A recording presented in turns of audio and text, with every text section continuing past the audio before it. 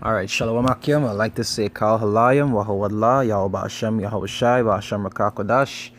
Right? Double honors the apostles and elders of Great Millstone of Rubel.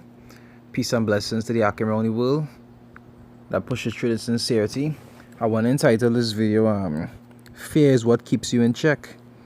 You understand? Because, there are some people who believe that when the scriptures talk about fear, they mean respect.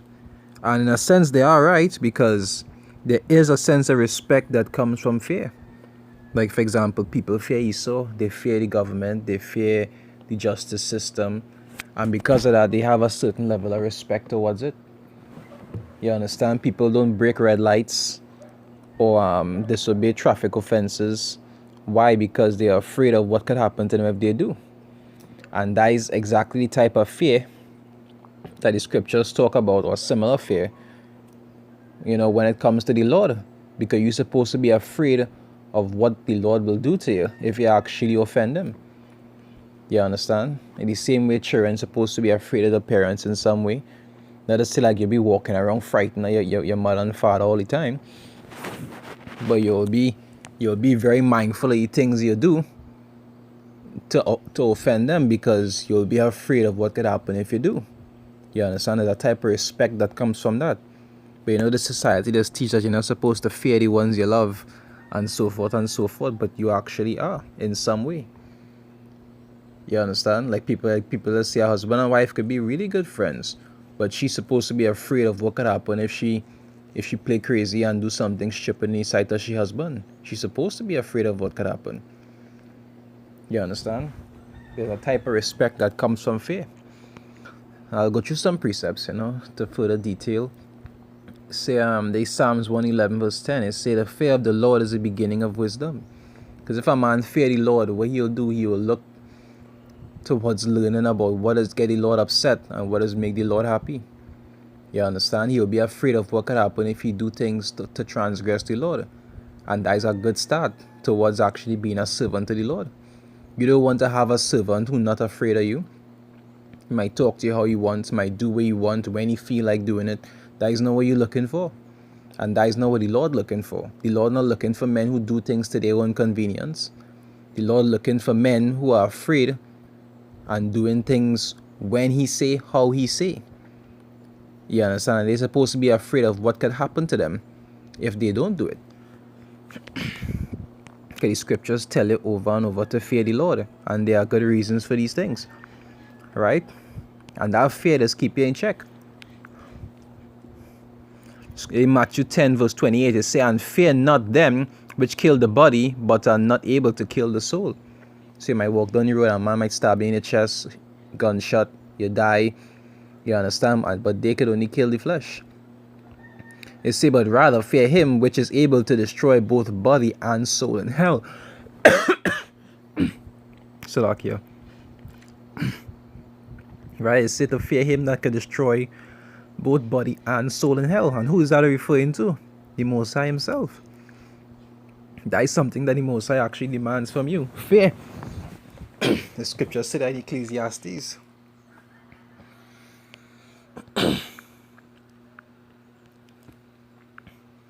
It says Ecclesiastes 12 verse 13. It said, let us hear the conclusion of the whole matter. It says, fear the Most High. You understand? Which his name in the Hebrew is Yahweh. And his son's name in Hebrew is Yahweh Shai. It says, fear the Most High and keep his commandments. It says, for this is the whole duty of man. So you're supposed to have fear for the Lord. You understand? Even when prophets used to be talking to the Lord, they feel they wasn't afraid. But it's true they was on good terms. They might have been on good terms with the Lord, but it's a master and servant role. The Lord is not your equal. So like, you're not looking at him like if you all just pitch marbles together or go movies. So like, I'm gonna pause that before it started to irritate me. Yes, like, I had to pause that up. Like I was saying, you and the Lord not on equal levels. You understand? Like, you see prophets back in the days, they used to be talking to the Lord. And it had to start times the Lord would tell them, here what's going on, don't ask me nothing further about that. You understand? No, they know they had a fear in them where if the Lord tell you don't ask nothing further on that, you're not going and play crazy and still ask. You understand? You're supposed to have that fear in you to know here what's going on. The Lord say that done, that done. Because if somebody don't have no fear for you, they going on, they might still try to ask you again. You understand? It have many offenses that has come from not being afraid of somebody. Like I just give the example. If it might have two women and they have each of them have a husband, and one husband like a disciple and the other, he's stern, serious, and both of them had to reach home for a certain time. The one who husband like a disciple and soft or whatever, you understand? She might be like, I can reach home in half an hour late, small thing. But the one who knows she husband stern, she'll be like, here what's going on? Half an hour to reach home. It's time to go. You understand? She'll be more serious about it. Why? Because she know it will have penalties in place if she don't comply. And with the Lord is the same thing. It have penalties put in place when you actually don't do what the Lord tell you to do. And that's why you're supposed to have fear for the Lord. You understand? That will give wisdom to know here what's going on. I had to do what the Lord say. I had to learn these things and I had to follow these things. This is actually what the Lord delights in. The Lord wants a man or a woman to fear him. And keep the things that he said. Right, Deuteronomy 5. I'll start from verse 28, right? It's saying, and the Lord heard the voice of your words when ye spake unto me, and the Lord said unto me, I have heard the voice of the words of this people, which was Israel, right? It say, which they have spoken unto thee, they have well said all that they have spoken. It say, oh, that there was such a heart in them, that they would fear me. Because when they heard the voice of the Lord, they was afraid. They tell Moses, here what's going on, but you deal with it, and you come back and tell me what to do. We don't want to go through that. You understand? And the Lord saw that they was afraid, and that he was happy about that. Because being afraid of the Lord, what? You'll do what he tell you to do. You understand? Whenever you're afraid of somebody, you'll do whatever they tell you to do. If a man walk up to you with a gun and you're afraid of dying, no matter what that man tell you to do, you will do it because you're afraid. And that is the kind of fear you have for the Lord, to do whatever he tell you to do. That is the kind of fear that Israel is supposed to have for the Lord. You understand? To not want to transgress the Lord because you know the penalties will be serious. You say, oh, that there was such a heart in them that they would fear me and keep all my commandments always, that it might be well with them and with their children forever. Because if we did actually keep doing all the commandments, things would have been well with us. But we didn't. And look what was the penalty. We went into slavery multiple times. One of the last slaveries we went to was the transatlantic. What happened?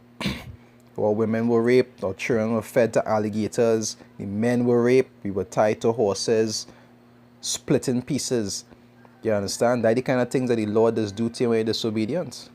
Somebody will tell me that is not something to be afraid of. You understand? You have to be afraid of the Lord. You have to be afraid of the Lord. And you have to be afraid of what can happen if you don't try to appease him. You have to have that fear. So there's I believe it's 63.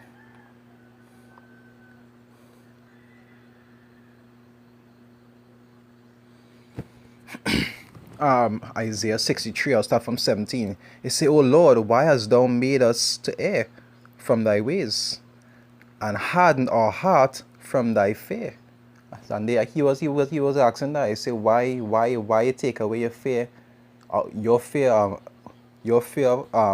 the fear of you from us? Because once Israel was actually in that fearful state, they used to do whatever the Lord told them to do, and they used to try to do it to the utmost best. But when that fear was taken away, they started being proud and high-minded, thinking that they don't need the Lord, and they used to go about doing wickedness. And then what would happen to them? They would go into slavery. And he asked him, I said, why you take your fear away from us? That is one of the things that is actually keep you in check. You understand? It come like you in a job and you're afraid to lose your work. If you're working for somebody and you're afraid to lose your job, you're going to be on your P's and Q's. But if you're not afraid, if you're thinking to yourself, well, it's so important that this job can't fire me, you're gonna come to work when you want, you're gonna leave when you want, you're gonna do what you want on the job. That fear is what does actually keep you in check. That fear does keep you doing what you're supposed to be doing. And that's how you does know the men of the Lord, because the men of the Lord has always had that fear in them. Whereas they're always doing certain things and making sure they don't do certain things. You understand? Because they are afraid of the penalties. If a man don't have that fear in him, then that is a characteristic that he's not really a man of the Lord. Yes, as a prophet of the Lord, you're supposed to have that fear. It's just like what happened with Jonah, as I make that example also. When Jonah didn't want to go and do what the Lord says, so what he do? He make Leviathan swallow him. He had to roll around in Leviathan belly for 3 days begging. He was so afraid in that beast belly. The minute he come out, the minute the Lord set him free from Leviathan, he went and do what he was supposed to do. The Lord put that fear in him. You understand? As a prophet of the Lord, you have to have that fear in you. If you don't have the fear of the Lord in you, then the Lord can't work with you. You understand? You wouldn't have that mindset towards the Lord as you're supposed to. That is the kind of mindset whenever Israel not afraid of the Lord. That is the mindset they have when they're straying. You ask the question again, right? They say, oh Lord, why has Isaiah 63 verse 17 say, oh Lord, why hast thou made us to err from thy ways, and harden our hearts from thy fear? They say, return for thy servant's sake the tribes of thine inheritance. And who is his servants? Israel. You understand? But what he would do, he was saying, hey, return that fear unto us. And one of the ways the Lord used to return that fear unto us is by what? By putting us into slavery, by afflicting us, by doing us things to remind us that, hey, check yourself before I wreck you. You know, as it say in the world, check yourself. They say before you wreck yourself, but we know and wreck yourself. It's he who go and wreck us. You understand? I'll read it out. It said the people of thine holiness have possessed it but a little while. Our adversaries have trodden down thy sanctuary, which was with Jerusalem. Whenever they used to take me captive, they used to destroy the place. We had to keep building it back over and over. Even now, any time to come, it's going to rebuild, in the kingdom. But we're not going to rebuild it, but it still had to rebuild because it's trodden down right now. The heathen possessing it. Right? It say, we are thine. Thou never bearest rule over them. It say, they were not called by thy name. And that is what the people of Israel are called by, the name of the Lord, Yasha Allah, He Prince of Power. Right? The sons of God. You understand? But this was mainly to touch on the fact that, you're supposed to have that fear for the Lord. And that fear is actually a healthy thing. That fear is what does keep you in check. That fear is what does make sure you do what you're supposed to do. If a man fear the Lord, if 2, 3, 4, 5, 6 days pass that you didn't do a video and that beating on your mind, something wrong. Because the Lord tell you to preach the word in season, out of season. You understand? He say what? He say the harvest is ripe, but there are few laborers. All these different precepts that talk about, doing the work. If a man really fear the Lord and he know the penalties for not doing the work, it, like I say, is a characteristic. And not just towards spreading the gospel, but even the things you do on a regular basis. If you fear the Lord, you're not going to be interfered with no man wife. You understand? Or eating pork or doing something abominable in the sight of the Lord. I think that is Sirach. I'll get this last precept. I believe that is Sirach. I think it's 15:13. Yeah.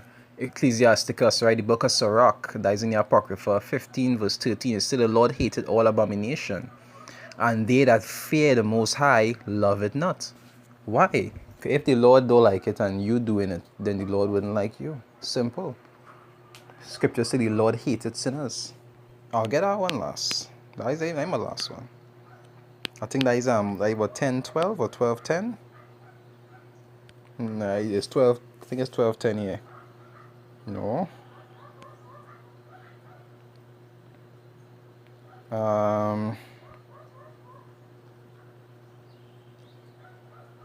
Yeah, it's 12:6. Salakia. Ecclesiasticus 12:6. It say, "For the Most High hated sinners." You understand? The Most High don't like people who transgressing, and that sinners don't go back to a man that's sinning his life. Just like it talk about in the John 9:31. It say the Lord hate not sinners. I'm not talking about a man who never, you had never sin in your life. No, but he talking about the ones that actually try not to transgress, try not to do the things that are wrong. Sometimes you'll stumble, yes, and when you stumble, you repent and you try to refrain from it. Not them who just doing what a one time will say, all right, God is love, we under grace, and just doing whatever the wicked heart tell them to do. You understand? That is not the people the Lord looking for. He don't like them. You understand? It say, for the Most High hated sinners, and will repay vengeance unto the ungodly. And if you know the Lord will repay vengeance unto the ungodly, you're supposed to be trying to do what? Not be ungodly, because you're afraid of what could happen to you if you do. You understand? That fear does keep you in check. They say, and keepeth them against the mighty day of their punishment. And that is what you don't want. You don't want that punishment. You want to receive mercy. So the scripture showing many different places how important that fear is. And yes, that fear talking about actual fear. You understand? When I was small, at certain times I was frightened. My pops or my mom's going to break me in half. I was afraid. And that is what used to stop me from doing a lot of things that I probably would have done. You understand? That fear is important. Anyway, I hope it was edifying. With that, I'd like to say shalom. Brothers, stay strong.